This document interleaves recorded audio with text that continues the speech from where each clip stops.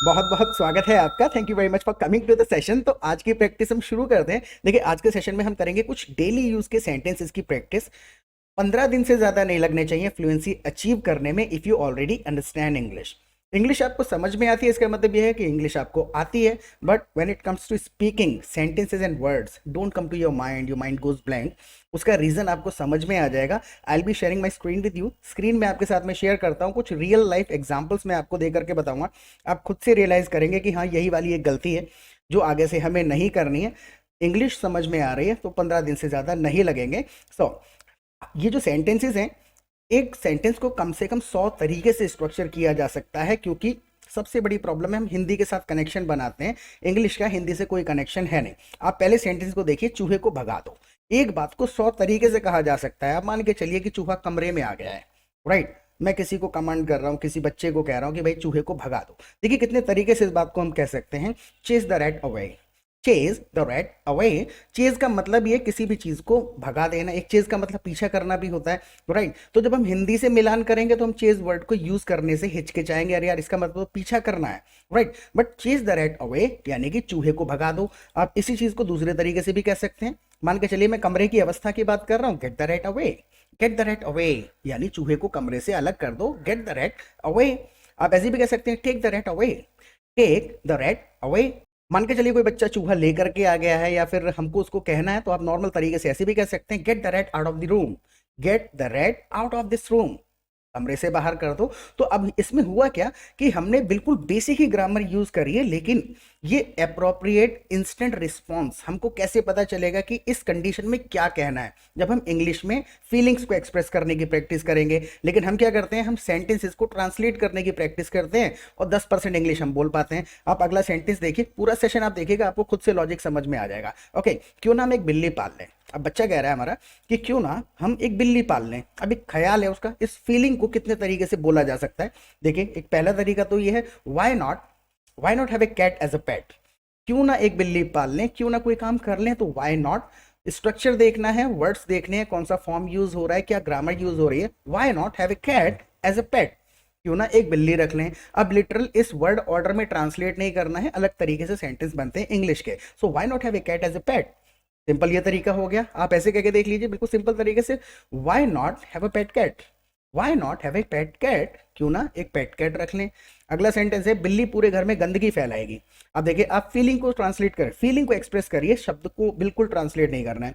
बिल्ली पूरे घर में गंदगी फैलाएगी, एक तरीका है, the cat will scatter the dirt all around. The cat will scatter the dirt all over. All over का मतलब भी वही है कि हर जगह, ऑल अराउंड का मतलब भी है घर के हर कोने में। The cat will scatter the dirt all over, all around आप दोनों इस्तेमाल कर सकते हैं। आप घुमा फिरा के इस बात को ऐसे भी तो कह सकते हैं, the cat will create a mess, the cat will create a mess around the house. Mess create कर देगी तो कुल मिलाकर के वही बात हो गई कि भैया परेशानी इंडिकेट कर रहे हैं आप अपनी, राइट। गंदगी फैलाएगी, सब चीज डिसऑर्डर कर देगी, हर तरफ सारी सामान फैलाती रहेगी। The cat will create a mess around the house, पूरे घर में वो पूरा का पूरा परेशानियां पैदा कर देगी। आप ऐसे कह सकते हैं, the cat will create a mess throughout the day, पूरा दिन परेशान करेगी। तो थ्रू आउट यानी जब से दिन शुरू हो और जब तक वो सोएगी, throughout the day the cat will create a mess throughout the day, पूरा दिन परेशानी पैदा करके रखेगी, राइट। तो फीलिंग आपको एक्सप्रेस करनी आनी चाहिए। सेंटेंसेस को हिंदी से इंग्लिश में लिटरली ट्रांसलेट कभी भी नहीं करना है नाउ। और वैसे भी हमारा घर बहुत छोटा है, अब एक फीलिंग है इसके अंदर, और वैसे भी हमारा घर बहुत छोटा है, राइट। तो अब इसमें फीलिंग आप समझिएगा हम कहना क्या चाह रहे हैं, कि ये जो रीजन मैंने दिया, जो उन्होंने बातें बताई हैं कि भाई बिल्ली रख लो, मैंने कहा पूरे घर में गंदगी फैलाएगी, और वैसे भी जब हमने कहा ना, तो हमारे कहने का मतलब था एंड एनी वे। एनीवे यानी जो मैंने रीजन बताया कि गंदगी फैलाएगी, इसके अलावा इस चीज को चलो साइड हटा भी दो। एनीवे का मतलब है जो अब तक हुआ, चलो इसको लीव इट असाइड, एक तरफ रखते हुए, anyway a house is very small, हमारा घर छोटा भी है। So anyway a house is very small, हमारा घर बहुत ज्यादा छोटा है। तो एनीवे हम कैसी अवस्था में यूज करते हैं, जहां पर हम ये कहना चाहते हैं कि अभी तक जो बात हुई इस कंटेक्स्ट को अलग करो, अब ये अलग कंटेक्स्ट स्टार्ट हुआ है यहाँ पे। Anyway a house is very small to have a cat, एक बिल्ली रखने के लिए house is very small. Now, जब से मैं दांतों की सफाई करवा के आया हूं, तब से बहुत ज्यादा झंझनाहट हो रही है। अब एक्चुअल में होता क्या, एक बात है 100 तरीके से कह सकते हैं, जब से मैं दांतों की सफाई करवा करके आया हूं, तो ever since I got my teeth cleaned, ever since कह सकते हैं, और आप यहाँ पर एवर हटा भी सकते हैं, इट इज़ नॉट कंपलसरी, लेकिन बिल्कुल क्लियर करने के लिए कि उस स्पेसिफिक पॉइंट की आप बात कर रहे हैं जब से आपने वो काम करवाया था। सो ever since I got my teeth clean, जब से मैं दांत साफ करा के आया हूं, या फिर शॉर्ट कर दीजिए since I got my teeth clean, जब से दांत साफ कराए थे मेरे दांतों में झंझनाहट हो रही है। हाउ वुड यू से दिस इन इंग्लिश? मेरे दांतों में झंझनाहट हो रही है। एक चीज़ और है, देखिए अगर आप हमारे चैनल पे पहली बार आए ना तो प्लीज़ चैनल को सब्सक्राइब जरूर कर लीजिएगा, क्योंकि रोजाना लगभग एक वीडियो अपलोड करते हैं हम। कॉन्वर्सेशन प्रैक्टिस सेशन होते हैं, सेंटेंस स्ट्रक्चर्स होते हैं, 200 से ज़्यादा करीबन वीडियोस ऑलरेडी अपलोड कर चुके हैं हम। अगर आप पहली बार वीडियो देख रहे हैं तो चैनल को जरूर एक्सप्लोर करिएगा, क्योंकि सारा का सारा यूजफुल कंटेंट आपको मिल जाएगा। 10-10 मिनट के सेशन होते हैं, 15-20 सेशन आप स्टार्टिंग से देख लीजिए इस सीरीज के। सारी ग्रामर आपकी क्लियर हो जाएगी, स्ट्रक्चर समझ में आ जाएंगे, और जब आप 10-15-20 वीडियोस देख लेंगे तो मुझसे पहले आप ये सारे के सारे सेंटेंसेस स्ट्रक्चर कर रहे होंगे नेचुरली, राइट। और आप हमारी लाइव क्लासेस भी अटेंड कर सकते हैं हमारे एप्लीकेशन पर। देखिए लाइव क्लासेस के दो फायदे होंगे। सबसे पहले तो हम आपको अपने कम्युनिटी में, अपने ग्रुप में ऐड कर लेंगे, जहां पर आप दूसरे पार्टिसिपेंट्स के साथ प्रैक्टिस कर सकते हैं, which is most important part of learning. अगर आप रियल सिचुएशन में प्रैक्टिस नहीं करेंगे, देखिए प्रैक्टिस करने के तरीके होते हैं। कुछ लोग क्या करते हैं, वोकैबलरी का रट्टा लगाते हैं, कुछ लोग मिरर के सामने खड़े हो जाते हैं और बोर हो जाते हैं, कुछ दिन के बाद रट्टा लगाने की कोशिश करते हैं। उस सिचुएशन में क्या हो रहा होता है कि हम जितना जानते हैं हम वही रिपीट कर रहे होते हैं। That is not practice, right. Real situation में प्रैक्टिस जब आप करेंगे, मान के चलिए ग्रुप में 200-300 लोग होते हैं, ग्रुप में सब अपनी कॉन्वर्सेशन कर रहे होते हैं, कोई अपना सेंटेंस लिखता है, कोई अपनी फीलिंग लिख देता है, तो हमें लोगों के स्ट्रक्चर्स पता चलते हैं कि इस बात को कितने तरीके से कहा जा सकता है। कोई बेसिक इंग्लिश लिखता है, कोई फ्रेज यूज कर लेता है, कोई ईडियम यूज कर लेता है, तो ब्रॉड इंग्लिश पता चलती है, इंस्टेंट रिस्पॉन्स पता चलते हैं कि इस कंडीशन में क्या कहा जाएगा।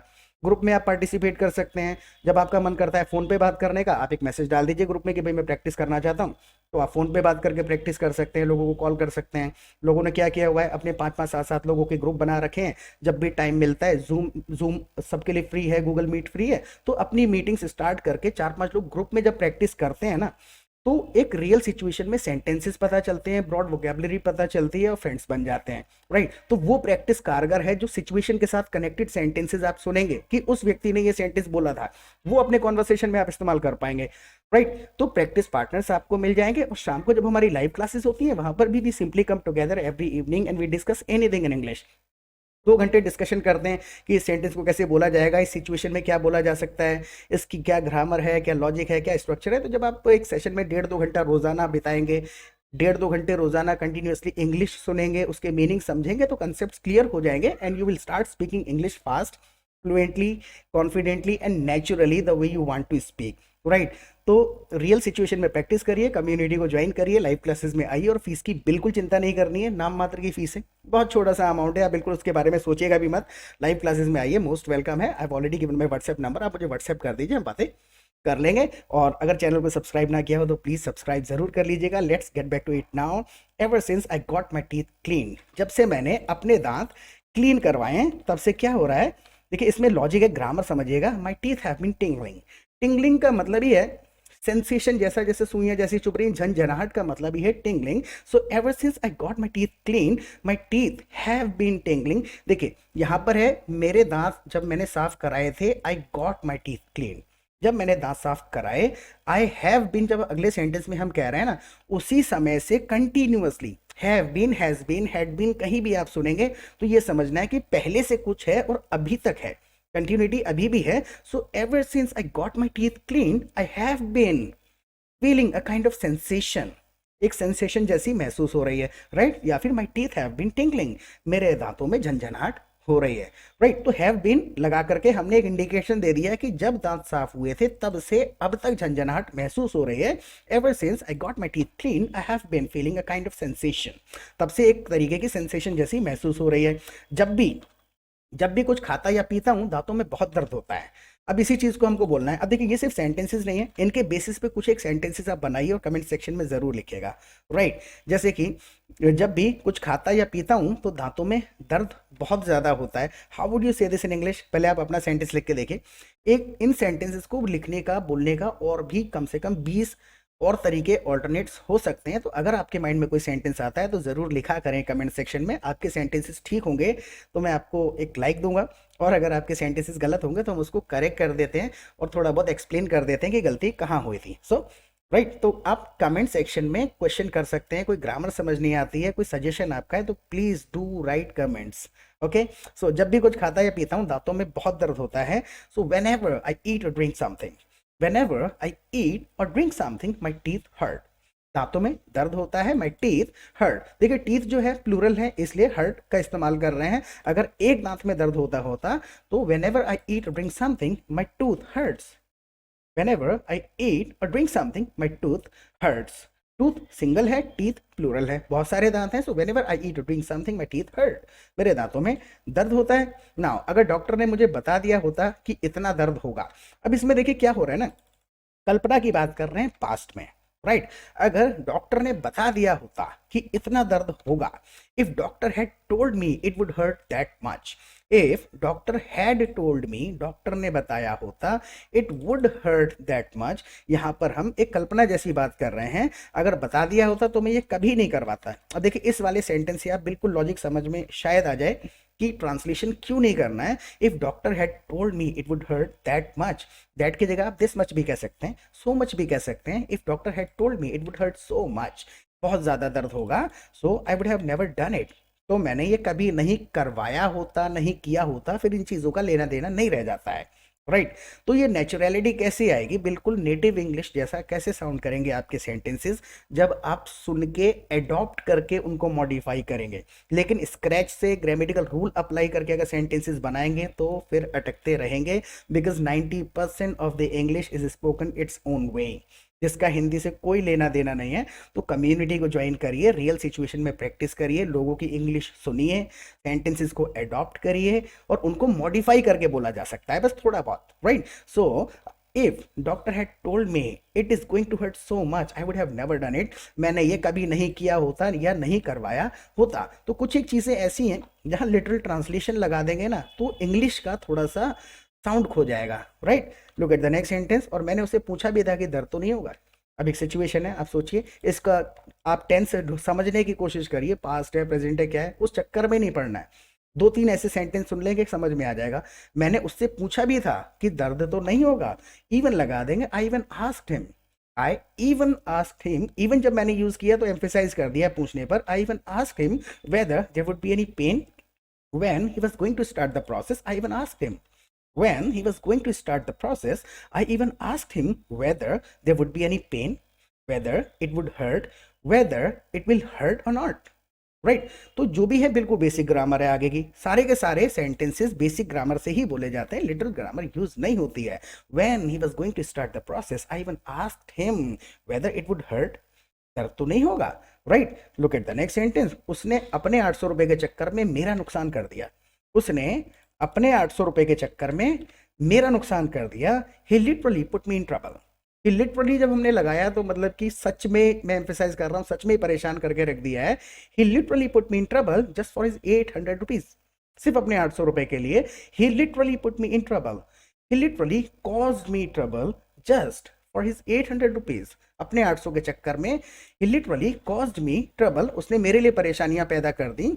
ही literally caused me trouble just for his 800 rupees, केवल अपने 800 रुपए के लिए। Now look at the next sentence. अब पता नहीं ये प्रॉब्लम कब ठीक होगी, अब पता नहीं ये प्रॉब्लम कब ठीक होगी। आई am not sure, I don't know भी कह सकते हैं, आई am not sure when it is gonna be fixed, when it is going to be fixed, कब ठीक होगी। I'm not sure when it's gonna get fixed भी आप कह सकते हैं। I'm not sure when it is gonna get fixed, gonna be fixed, दोनों तरीके से आप यूज कर सकते हैं। बस थोड़ा सा उनके बीच में सब्टल डिफरेंस है, लेकिन अगर उसमें बहुत ज्यादा अभी डीप डाइव करेंगे तो पूरा सेशन उसी पे एक गेट और बी पे ही बन जाएगा, राइट। लेकिन और फिर भी लॉजिक समझ नहीं आएगा क्योंकि सिचुएशन का सारा खेल है, कौन सी सिचुएशन की बात कर रहे हैं, right. When it is gonna get fixed जब हम कह रहे हैं तो सही होने की जो अवस्था है, जिस टाइम पे सही होगा उस टाइम पे हमने एम्फेसाइज किया। When it's gonna be fixed भी जब हमने यूज किया तो मैंने कंटिन्यूटी बताई, ठीक होने के बाद कब ये फिर ऐसी ही अवस्था में रहेगा। So I am not sure when it's gonna be fixed, यानी कि मैं इनको चाहता हूं कंटिन्यूसली बट ठीक ही रहे, राइट। फीलिंग का सारा खेल है। Look at the next sentence. समस्या ठीक होने के बजाय दिन पे दिन बढ़ती जा रही है।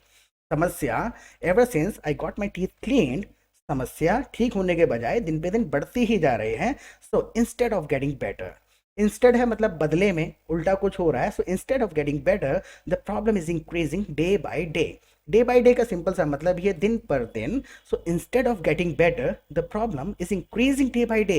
दिन पर दिन प्रॉब्लम और बढ़ती ही जा रही है। Now instead of getting better the problem is increasing day by day. Now look at the next sentence. pronunciation का थोड़ा सा आदत डालना पड़ेगा, so practice in real situation and join the community. Okay, तो मैं सिर्फ लंबी वीडियोस नहीं डालता, शॉर्ट वीडियोस भी डालता हूँ। अब देखिए थोड़ा सा एम्फेसाइज कर रहा हूँ मैं इसमें शॉर्ट वीडियोस पर कि मैं सिर्फ लंबी वीडियोस ही नहीं डालता, शॉर्ट वीडियोस भी डालता हूँ। I just don't post long videos. मैं सिर्फ लंबे वीडियोस नहीं डालता हूँ, I just don't post long videos, I also post short ones. I also post short ones का मतलब ही हो गया छोटे वाले भी डालता हूँ। आप वंस की जगह पर वीडियोस का भी इस्तेमाल कर सकते हैं। आई just don't post long videos, I also post short videos. आप ऐसे कह दीजिए, शॉर्ट वंस लगा दिया तो थोड़ा एम्फेसाइज कैजुअल तरीके से कह दिया कि भाई लंबी ही वीडियो नहीं डालता, शॉर्ट वीडियोस भी डालता हूँ, छोटे वाले भी डालता हूँ। So I just don't post long videos, I also post short ones. Right, ones का मतलब है वाले, छोटे वाले। जैसे कि कोई आपसे पूछे कि भाई आपको कैसे आम पसंद है, मैं कहूँ मुझे तो पीले वाले ज़्यादा पसंद है, so I like yellow ones. I like yellow ones. जहाँ पर सिंगुलर है, मान के चलिए कोई आपसे एक सिंगल ऑप्शन है आपके पास में कि भाई आपको छोटा वाला मोबाइल पसंद है या बड़ा वाला मोबाइल पसंद है, तो I like big one. Big one है, सिंगल है तो बिग वन, और बहुत सारे होते तो I like big ones. Right, बस इतना सा लॉजिक है, सुन सुन के समझ में आ जाएगा। सो इस सेशन के बारे में प्लीज़ फीडबैक ज़रूर दीजिएगा कि इन सेशन से आपको थोड़े बहुत स्ट्रक्चर समझ में आते हैं या नहीं आते हैं, और प्रैक्टिस करते रहें। फिर मिलेंगे एक नए सेशन के साथ। Till then take care of yourself, bye.